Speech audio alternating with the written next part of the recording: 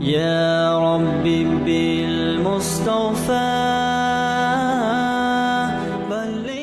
Ангелы совершают дуа за верующих, чтобы они были защищены от зла и встретились с добром. Наш Всевышний Господь так сообщает об этом. Ангелы прославляют своего Господа, восхваляя Его. Они веруют в Него и просят о прощении грехов верующих. О наш Господь! Твое знание и милость объемлют всякую вещь. Так прости же тех, которые раскаялись и последовали Твоим путем, и защити их от наказания в аду. О наш Господь!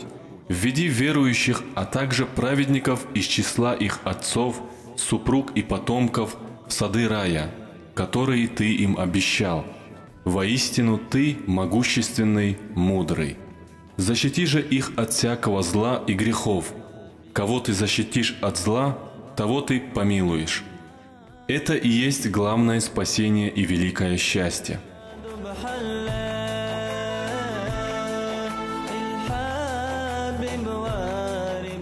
Наш любимый пророк, да благословит его Аллах и приветствует, хотел, чтобы при каждом случае мы совершали дуа.